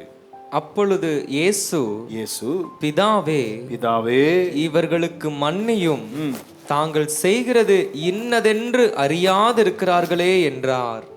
அவருடைய வஸ்திரங்களை அவர்கள் பங்கிட்டு சீட்டு போட்டார்கள். போதும். முதல் வார்த்தை நல்லா கவனிங்க. ஏன் அந்த 7 வார்த்தையை கண்டிப்பா நம்ம தியானிக்கிறோம் அப்படின்னா, ஒரு மனிதன் மரிக்கும் தருவாயில அவர் என்ன சொன்னார் அப்படின்னு எல்லாரும் கேட்பாங்க. அவர் இறக்குறப்ப என்ன சொன்னாருங்க? ஏன்னா ஃபைனல் மொமெண்ட், ஃபியூ மினிட்ஸ்ல அந்த ஜீவன் போக போகுது.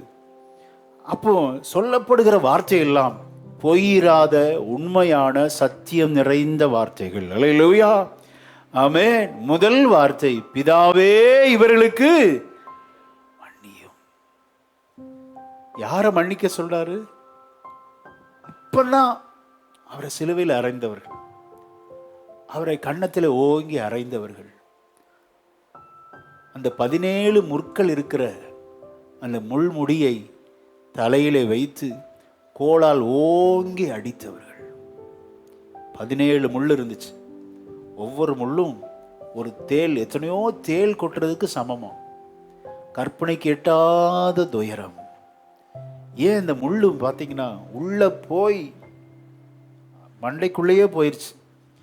ஏன் அப்படி ஆண்டவர் கொல்லப்படணும் அப்படின்னா, சிலர் கையால் பாவம் செய்ய மாட்டாங்க, கால்களால் பாவம் செய்ய மாட்டாங்க, சிந்தையினாலே பாவம் செய்வாங்க. நமது சிந்தையில் செய்த பாவத்திற்கு பரிகாரமாக அவருடைய சிந்தையிலே முள் இறக்கப்பட்டது. கைகள் செய்த பாவத்திற்காக கைகளிலே ஆணிகள் கடாவப்பட்டது. கால்கள் செய்த பாவத்திற்காக 2 கால்லையும் ஆணிகள் கடாவப்பட்டது. இருதயத்தில் சிலர் பாவம் செய்வாங்க, வெளியில சிரிச்சுட்டே இருப்பாங்க, இரு உன்னை என்ன பண்றேன் பார், ஆனா வெளியில காமிச்சிக்கவே மாட்டாங்க. பக்கா பிளான் போட்டு தட்டி தூக்கிடுவாங்க. பொறாமையோ வென்றால் அதற்கு எதிர்த்து நிற்பவன் யார்? பயங்கர பக்கா பிளான் போட்டிருப்பாங்க. இருதயத்தில் செய்த பாவத்திற்காக அவருடைய இருதயம் ஈட்டினால் ஆமென் குத்தப்பட்டது. பார்த்தீங்களா? சரீரத்தை நிலத்தை உழுவது போல ரோம போர்ச்சேவருடைய சவுக்கடி அதை உழுது போட்டது. அந்த முள் இருக்குமா, சவுக்கின் முனையில மனித எலும்பு துண்டுகள் இருக்குமா, ஒரு பட்டு அடிச்சு இழுத்துச்சுன்னு வச்சுக்கோங்க, சதையெல்லாம் பிச்சுட்டு வந்துடும். எப்படி ஒரு நிலத்தை உழுதார்களோ அப்படி நாம் சரீரத்தில் செய்த பாவங்களுக்காக அவருடைய சரீரம் பீக்கப்பட்டது. அல்லேலூயா, ஆமென். இப்படி அடித்தவர்களை, இப்படி பரியாசம் பண்ணினவர்களை, இப்படி தூஷித்தவர்களை, இப்படி ஆணி அறைந்து கொலை செய்தவர்களை பிதாவினிடத்தில் மன்னிக்கும்படி ஆண்டவர் அருமையான ஒரு ஜெபத்தை வைக்கிறார். அல்லேலூயா, ஆமென். நம்மை மன்னிப்பை நாடுவதற்கு நம்ம எல்லாரும் ஆசைப்படுறோம், அப்படிதானே? ஆண்டவரே என் பாவத்தை மன்னின்னு யாராவது ஜெபிக்காம இருந்திருக்கிறோமா? எல்லாரும் ஜெபிச்சிருக்கிறோம். மன்னிப்பு கேட்பதற்கு ரொம்ப கடினம். உலகத்திலே பெரிய கடினமான விஷயம் என்ன அப்படின்னா, இவர்கிட்ட போய் நான் மன்னிப்பு கேட்கணும். அப்படியா? வாய்ப்பே இல்லைங்க. அப்படிலாம் நான் மன்னிப்பு கேட்கவே முடியாது என்று நம்முடைய நாவு ஒரு வக்கீலை போல வாதாடும். கவனிங்க, மன்னிப்பு கேட்கிறதே கடினம், ஆனா மன்னிக்கிறது அதை விட கடினமா. உங்களை அறைந்தவர்களை, ஏளனம் பண்ணினவர்களை, பரியாசம் பண்ணினவர்களை ஸ்தோத்திரம், மன்னிப்பது என்பது மன்னிப்பு கேட்கிறத போல அதை விட கடினம் மன்னிப்பது. ஆகவே தான் ஆண்டவர் பார்க்கிறார், நீ சாவதற்கு முன்பாக ஒவ்வொரு கிறிஸ்தவனும் மன்னிப்பை கொடுத்து விட்டு தான் சாகணும் என்பதற்கு சிறந்த திருஷ்டாந்தம் நமது ஆண்டவரின் சிலுவை மொழிகளிலே முதல் மொழி. ஹல்லேலூயா. நம்ம மன்னிப்பை நாடுகிறோம், நல்லது. மன்னிப்பை வழங்குகிறோமா? Are we giving forgiveness? மன்னிப்பை வழங்குகிறோமா அப்படின்னா பெரிய கேள்விங்க அது. மன்னிப்பு கேட்குறோம் ஆண்டவர்கிட்ட, செய்த பாவத்தை பாஸ்டர் சொல்லிட்டார் மனம் திரும்புன்னு சொல்லி ஆண்டவர்கிட்ட மன்னிப்பு கேட்குறோம், ரைட்டு. ஆனால் மன்னிப்பை நமக்கு துரோகம் இழைத்தவர்களுக்கு நாம் வழங்குகிறோமா? That is my question. அதான் பெரிய சவாலுங்க. ஒரு கிறிஸ்தவன் கிறிஸ்து செய்ததை போல நாம் செய்ய வேண்டும். கிறிஸ்துவின் அடிச்சுவடுகளை நீங்களும் நானும் பின்பற்ற வேண்டும். மன்னிப்பதிலே எம்பெருமான் இயேசு எத்தனை தயாள குணம் படைத்தவராய் இருக்கிறார். அல்லேலூயா, ஆமென். இதிலிருந்து ஒரு நல்ல சிறந்த பாடம் என்ன அப்படின்னா, உங்களுக்கு யாரை மன்னிக்க முடியலையோ அவங்கள தயவாய் மரிப்பதற்கு முன்பாக மன்னிப்பு கேட்டுவிட்டு தான் நீங்கள் மறிக்கணும். ஆமென். நீங்கள் மன்னிப்பு கேட்கணும், அவங்களுக்கு மன்னிப்பு கொடுக்கணும். மன்னிப்பு கொடுப்பதை விட ஆண்டவிடத்தில் அவங்களுக்காக ஜெபிக்க முடியுமா? மன்னிச்சிருவாங்க, மன்னிப்பு கொடுத்துருவாங்க, அவனுக்கு போய் நான் ஜெபிக்கணுமா? உண்மை கிறிஸ்தவன் மன்னிப்பு கொடுக்க வேண்டும், மன்னிப்பை வழங்க வேண்டும், மன்னிப்பிற்காக ஆண்டவரோடு ஜெபிக்க வேண்டும். அல்லேலூயா. ஆனால் நம்ம எப்படி ஜெபிக்கணும்? ஆண்டவரே, நான் உத்தமன் என்பதை நீர் விளங்க பண்ணும். அவன் நீ தொழிலே எல்லாம் முடங்கிடணும். பார்த்தீங்களா நம்ம எப்படி ஜெபிக்கிறோம்? இது உண்மையான கிறிஸ்தவத்திற்கு அழகு அல்ல. அப்படி ஆண்டவர் சொல்லிக் கொடுக்கவும் இல்லை. ஸ்பாட்டில் ஜெபிக்கிறாருங்க. Is it possible for you, you and me? என்னையும் சேர்த்து சொல்கிறேன், இது முடியுமா? மனதார மன்னியுங்கள்.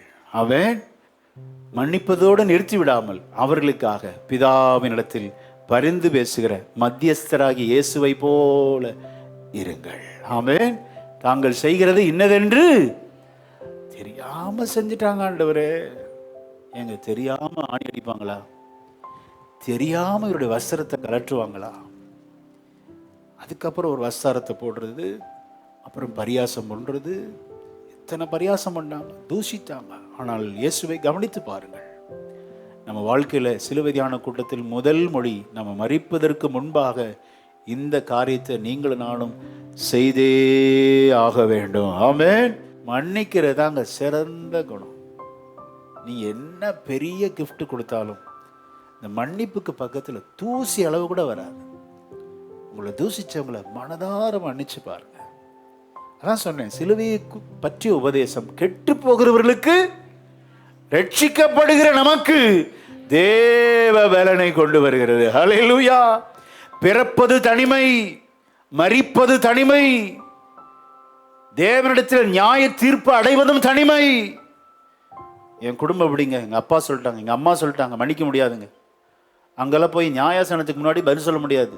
What is your personal opinion? நீ பர்சனலாக மன்னித்தியா? எங்கள் அப்பா அப்படி இருந்தனால நானும் அப்படியே இருந்துட்டேன், இப்படிலாம் காரணம் சொல்ல முடியாது. நான் சொல்லிட்டேன், பிறக்கிறது தனிமை, மரிப்பது அப்பா அம்மாவோடு இல்லை, நண்பர்களோடு அல்ல, விசுவாசிகளோடு, அதுவும் தனிமை. நியாய தீர்ப்பு அடைவதும் தனிமை தாங்க. யாரையும் சாக்கு போக்கு சொல்லக்கூடாது. இவங்களால தான் நான் கேட்டேன், வாய்ப்பே இல்லைங்க, சொல்லவே முடியாது. மன்னிக்க முடியாத யாராவது இருந்தால் நான் சொல்கிறப்பவே உங்கள் கண்ணு முன்னாடி வந்து நின்றுருப்பாங்க. அவங்கள நினச்சாலே எப்படிங்க? பொறுமை முக்கியம். நமக்கு மன்னிக்கணும். மன்னிக்கிற இந்த சுபாவத்தை எனக்கு தாங்கன்னு எத்தனை பேர் கேட்க முடியும்? இரண்டாவது வார்த்தை, முதல் வார்த்தை மன்னிப்பின் வார்த்தை. இரண்டாவது வார்த்தை நம்ம எல்லாருக்கும் தெரியும். இன்றைக்கு நீ என்னுடனே கூட லூக்கா 23:40 நம்ம வாசிக்க கேட்டோம். இரண்டாவது வார்த்தை ரட்சிப்பின் வார்த்தை, சால்வேஷன். கவனிங்க, நம்ம சாவதற்கு முன்பாக, நம்ம மரிப்பதற்கு முன்பாக ஒரு சில ஒருவரையாவது ஸ்தோத்திரம் பரலோகத்திற்கு கொண்டு செல்ல வேண்டும். ஹல்லேலூயா. இன்றைக்கு நீ என்னுடனே கூட, நம்ம சேர்த்த சொத்து கூட வருமா? வராது. நம்ம வாங்கின புது வெஹிக்கிளுங்க, 10 லட்சம் போட்டு வாங்கியிருக்கிறேன், அது என் கூட வருமா? வராது. ஆத்துமா மட்டும்தான். ஆகவே தான் ஆத்துமா ஆதாயம் பண்ணணும்னு சொல்லி அவ்வளோ ஃபோர்ஸ் பண்ணுறோம். உங்கள் கூட வருவது உங்களுடைய நற்கிரியைகள். உங்கள் மூலம் ரட்சிக்கப்பட்ட ஆத்துமா கண்டிப்பாக கூட வருங்க. ஓடின ஓட்டம் ஒன்றும் வராது. ஒன்றே ஒன்று நம்ம கூட வருவது ஆத்துமா. ஆண்டவர் எவ்வளவு அருமையா காண்பிச்சு கொடுத்துருப்பார். இன்றைக்கு நீ என்னோடு கூட பரதேசில் இருப்பாய்.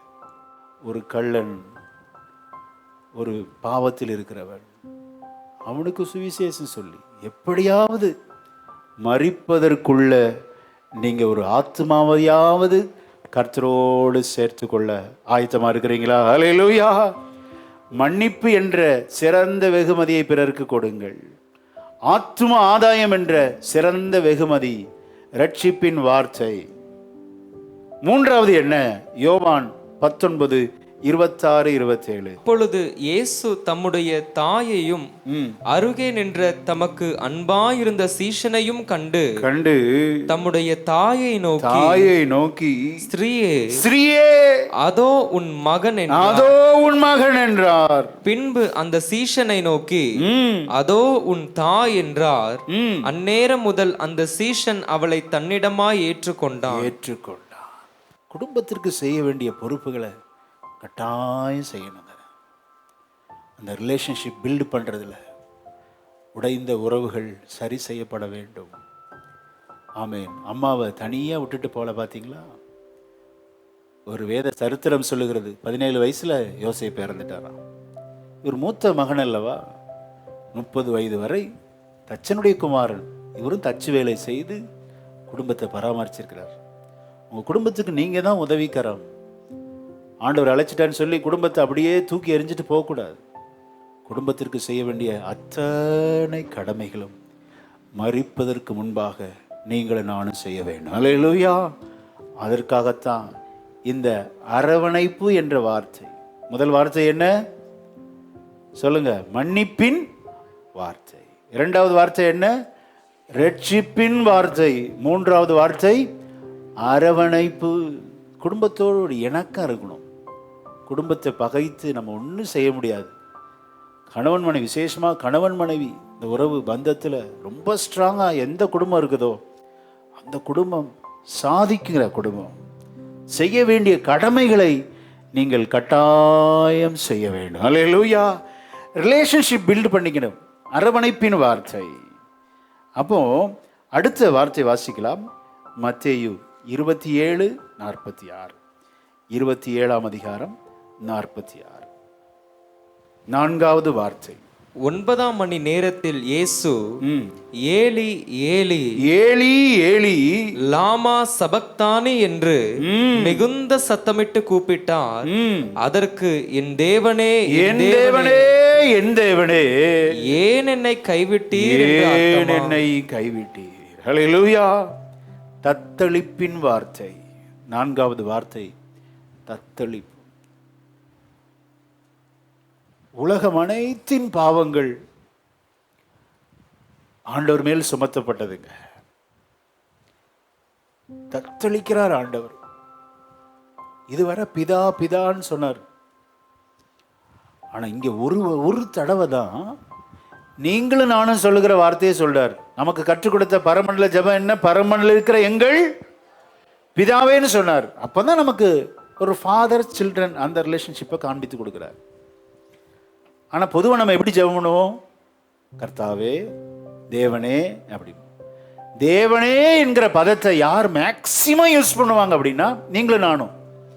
நீங்களும் நானும் இருக்க வேண்டிய இடத்தை அவர் எடுத்துக்கொண்டபடினாலே நம்முடைய பாவங்கள், நம்முடைய அக்கிரமங்கள், நம்முடைய துக்கங்கள் எல்லாம் அவர் மேல் சுமத்தப்பட்டபடினாலே ஆமோஸ் 1:13 பாவத்தை பார்க்க மாட்டாத சுத்த கண்ணன். பாவத்தை பார்ப்பாரா? பார்க்க மாட்டார். அகில உலகத்தின் பாவமும் குமாரன் மேல் சுமத்தப்பட்டபடினாலே பிதாவானவர் தன் முகத்தை மறைத்து கொண்டார். அப்ப ஆண்டவரை பார்த்து கெஞ்சி ஜெபிக்கிறார். என்ன ஜெபிக்கிறார்? ஏன் என்ன கைவிட்டீங்க ஆண்டவரை? இதிலிருந்து ஒரு பாடத்தை நமக்கு கற்றுக் கொடுக்கிறார். ஆண்டவர் எப்ப நம்ம கைவிடுவார் என்றால் பாவம் செய்யும் போது. பாவம் செய்கிற ஆத்துமா சாகும். பாவத்தின் கொடூரத்தை ஜனங்களுக்கு காண்பித்து கொடுக்கிறார். இங்க பாருங்க, பாவம் செய்யாதீங்க. கடைசி வேளையில ஆண்டவர் கைவிடுவார். தத்தளிப்பின் வார்த்தை உங்க இருதயத்தில் இருக்கலாம். சில வேளையில் ஆண்டவர் கைவிடுவார். காரணம் என்ன? ஆண்டவருக்கு பிடிக்காததையே நாம் செய்து கொண்டிருக்கும் போது. மனம் திரும்பு, இருதயத்தை கடினப்படுத்தாத. இருதயம் கடினப்பட்டதுனால தான் பார்வோன் பாருங்க, அவன் சேனைகளும் செங்கடலே ஆண்டவர் சமாதி கட்டிட்டாருங்க. அப்படி இங்க இருக்கிற யாரும் இருக்கக்கூடாது. அப்ப எப்போ ஆண்டவர் கைவிடுவார் என்பதை தன்னுடைய மரண நேரத்தில் ஜனங்களுக்கு சொல்றார். பாவிகளா இருக்காங்க, மனம் திரும்புன்னு சொல்லி ஒரு அழைப்பு கொடுக்கிறார். அடுத்த வசனத்தை வாசிக்கலாம். யோவான் 19 5வது வார்த்தை, யோவான் 19:28. அதன் பின்பு எல்லாம் முடிந்தது என்று இயேசு அறிந்து வேத வாக்கியம் நிறைவேறத்தக்கதாக தாகமாயிருக்கிறேன் என்றார். தாகமாயிருக்கிறேன். கவனிங்க, இது தவிப்பின் வார்த்தை. தாகமாயிருக்கிறேன், ஐ தர்ஸ்டி அப்படிங்கிறார். இன்றைக்கும் அந்த தாகம் குறையலைங்க. இன்றைக்கும் பாருங்க, ஒரு ஆத்மா போலும் கெட்டு போகக்கூடாது என்பதற்காக தன்னுடைய வருகையை தாமதித்துக் கொண்டே இருக்கிறார். ஆமென். இன்னும் என் ஜனம் தேடி வராதா என்று சொல்லி ஆண்டவர் தவிக்கிறாருங்க. அவருடைய தாகத்தை எத்தனை பேர் தீர்க்க ஆயத்தமா இருக்கிறோம்? அல்லேலூயா, அல்லேலூயா. அவருடைய தாகத்தை தீர்க்கணும். இன்னும் தாகமா இருக்கிறார். தேவ சித்தம் நாம் செய்யணும். அவருடைய தாகம் தீர்க்கப்படுவது எப்போ அப்படின்னா, சோத்திரம், அவருடைய சித்தத்தில் அதுவே என்னுடைய போஜனமாய் இருக்கிறது அப்படிங்கிறார். தேவ சித்தத்தை செய்வதுதான் என்னுடைய போஜனம், என்னுடைய தண்ணீர், என்னுடைய தாகம் எல்லாம் அதுதான் அப்படிங்கிறார்.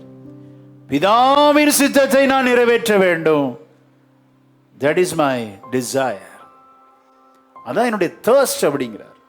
தேவ ஜனம் நாம் ஒன்றை அறிந்து கொள்ள வேண்டும். நாம் மரிப்பதற்குள்ளாக தேவ சித்தத்தை நாம் நிறைவேற்றி முடிக்க வேண்டும். ஆமென், அல்லேலூயா, ஆமென், ஸ்தோத்திரம். பிதாவின் சித்தத்தை கம்ப்ளீட்டா முடிச்சாருங்க.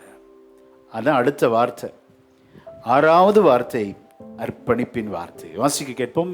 யோவான் 19:30. யோவான் 19:30. இயேசு காடியை வாங்கின பின்பு முடிந்தது என்று சொல்லி தலையை சாய்த்து ஆவியை ஒப்பு கொடுத்தார். அல்லேலூயா. கடைய 6வது வார்த்தை, அர்ப்பணிப்பின் வார்த்தை. ஆண்டவர் உங்களுடைய என்னுடைய வாழ்க்கையில செய்ய நினைத்தவைகள் எல்லாம் நாம் செய்து முடிச்சிருக்கிறோமா? அதான் இன்னைக்கு கேள்வி. நீங்க எல்லாம் முடிச்சிருக்கிறீங்களா? அதை முடிக்காம உங்க ஜீவன் எடுக்க மாட்டார் ஆண்டவர். ஒருவேளை ஆண்டவரே என் வயதிலே பாதி வயதிலே நான் மரிச்சிருவேனோ, பயப்படாதீங்க. முடிந்தது என்றார். 6வது வார்த்தை, இட் இஸ் finished. பிதா இவருக்கு கொடுத்த அந்த கதாபாத்திரத்தின் அந்த ஓட்டம் முடிந்தது. அதை முடிக்காம நம்முடைய ஜீவனை ஆண்டவர் எடுக்கவே மாட்டார். விசுவாசிக்கிறீங்களா? நம்மை கொண்டு ஸ்தோத்திரம் என்ன செய்ய தீர்மானித்தாரோ அதையெல்லாம் அப்பன் இயேசு செய்து முடிப்பார். ஆமென். அதை முடிக்காம நம்ம ஜீவன் போகாதுங்க.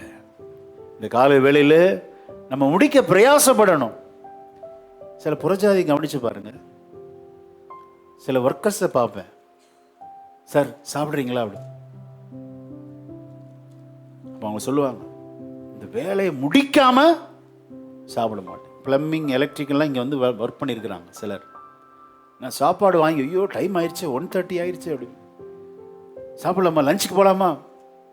சார் கொஞ்சம் வெயிட் பண்ணுங்க, இந்த வேலையை முடிச்சுட்டு 3:30 ஆயிரும், 3:30 லஞ்சா, பரவாயில்ல, வேலையை முடிக்காம சாப்பிட மாட்டேன். பார்த்தீங்களா? நமக்கென்று சில டியூட்டிஸ் இந்த உலகத்தில் ஆண்டவர் வைத்திருப்பார். ஹல்லேலூயா. ஆண்டுடைய வருகை தாமதித்தால் நாமும் உயிரோடு இருந்தால் இந்த சபைக்கென்று 7000 ஆத்துமாக்களை கர்த்தர் வைத்திருக்கிறார். அல்லேலூயா. அதை செய்து முடிக்காம அந்த ஊழியத்தை ஆண்டவர் முடிக்க மாட்டார். நல்ல கரங்களை தட்டி, கர்த்தர் இந்த சபைக்கென்று ஒரு விசாலமான இடத்தை வைத்திருக்கிறார். ஆத்தும ஆதாயம் செய்வதற்காக, அவருடைய தாகத்தை தீர்க்க, ஸ்தோத்திரம், தேவனுடைய விருப்பத்தை நிறைவேற்ற நம்மை உயிரோடு வைத்திருக்கிறார். அல்லேலூயா.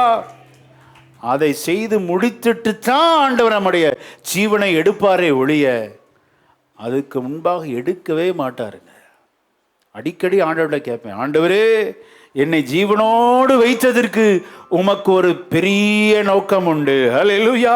இங்க வந்திருக்கிற ஒவ்வொருவரையும் பார்த்து இந்த புனித வெள்ளி ஆராதனை சொல்லுகிறார், உங்களை ஜீவனோடு வைத்திருக்கிறதுக்கு கர்த்தருக்கு பெரிய நோக்கம் உண்டு. அந்த நோக்கத்தை முடிக்காமல் உன் ஜீவன் உன் சரீரத்தை விட்டு போகாது மகளே. எத்தனை வியாதிகள் வரலாம், எத்தனை உபத்திரவங்கள், பாடுகள், நிந்தை வரலாம். கர்த்தருடைய வேலை அது, அவருடைய ஊழியம். உன்னை உருவாக்கினது அவர்தானே. அதை முடிக்காமல் தேவன் உன் ஜீவனை எடுக்க மாட்டார். அல்லேலூயா. முடிந்தது என்றார். எது முடிந்தது? பலி பிரமாணங்கள் எல்லாம் முடிந்தது. அல்லேலூயா. பலிகளினாலே ஜனங்களுடைய பாவங்கள் நிவர்த்தி செய்ய முடியவில்லை. இளம் காளை, ஸ்தோத்திரம், ஆட்டுக்கடா, இவைகளின் இரத்தத்தினால் ஜனங்களுடைய பாவத்திற்கு ஒரு முடிவே இல்லாமல் ஆட்டுக்கடாவை பார்க்கும் போதெல்லாம் பாவம் செய்கிறான். இன்னைக்கு போய் இதை பலி செலுத்தி இந்த பாவத்தை நம்ம துணிஞ்சு செஞ்சுட்டாங்க. பாவத்தை செய்வதற்கு துணிகரம் கொண்டான். இன்னும் அநேகருடைய பாவம் மன்னிக்கப்படாமல் இருந்தது. காரணம் என்னன்னா, ஆட்டுக்கடா வாங்குறதுக்கு காசு இல்லை, இளம் காளை வாங்குவதற்கு பணம் இல்லை, பரம ஏழைகள். ஆண்டவர் பார்த்தார், என் ஜனம் இன்னும் பாவத்திலே இருக்கிறார்களே, என் ஜனங்களுடைய பாவத்திற்கு பரிகாரம் இல்லையே என்று சொல்லி ஒரே ஒரு பேரான குமாரன், வேற குமாரன் இல்லை, பிதாவுக்கு ஒரே ஒரு குமாரன், செல்ல குமாரன் இயேசுவை அனுப்பி கொடுத்ததுனால அவர் ஜீவனை முடிக்கும் போது சொன்னார், நீர் எனக்கு ஏற்படுத்தின இந்த பலியெல்லாம் நான் செய்து முடித்து விட்டேன். அல்லேலூயா. அந்த வசனத்தை எல்லாம் சேர்ந்து வாசிக்கலாமா? ஆண்டவருடைய வெற்றி வெற்றி முரசொலின்னு சொல்லலாம் அந்த வார்த்தையை. எல்லாம் சேர்ந்து நல்ல சத்தமாக வாசித்து இந்த 6வது வார்த்தையை உச்சரிக்கிற வேளையில் உங்களுக்கு எனக்கும் ஆண்டவர் என்ன அசைன் பண்ணியிருக்கிறாரோ அதை முடிக்க தேவன் நம்மை பலப்படுத்துவார். யோவான் 19:30 எல்லாம் சேர்ந்து வாசிக்கலாம்.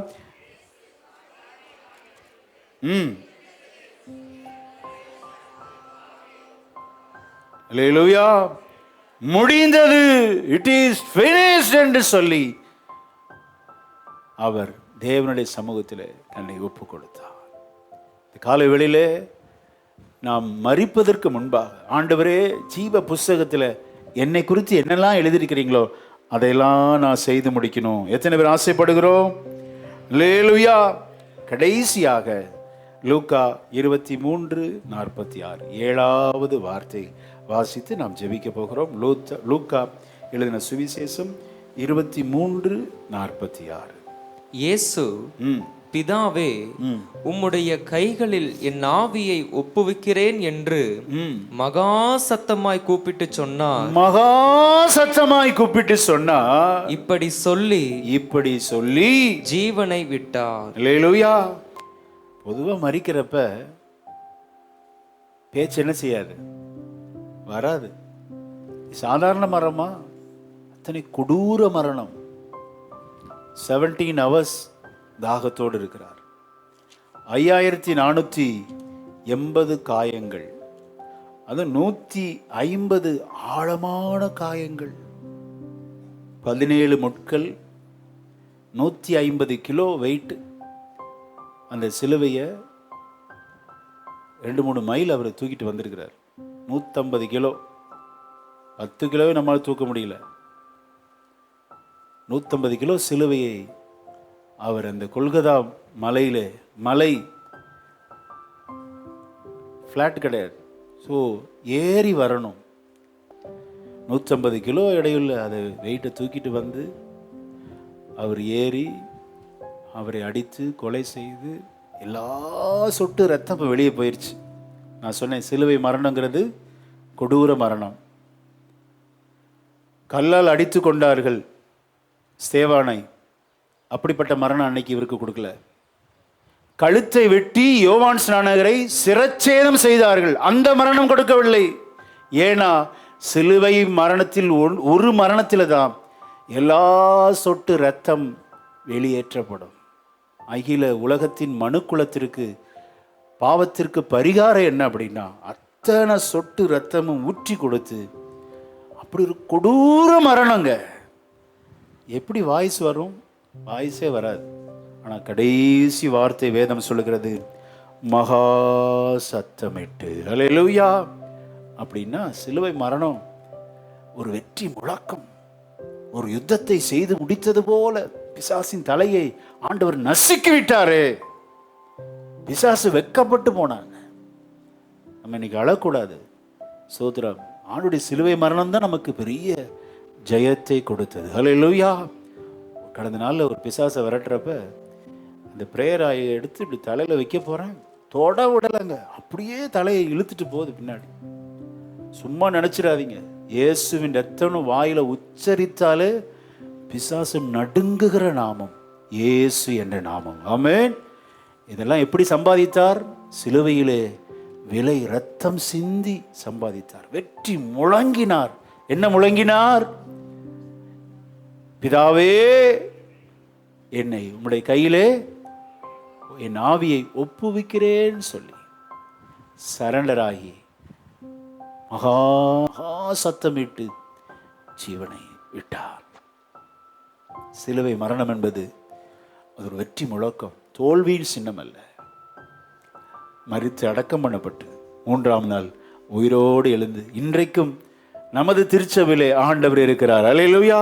உள்ள நல்ல பிதாவே, தர்மையான இந்த புனித வெள்ளி ஆராதனை நேரத்திற்காக நன்றி செலுத்துகிறேன்.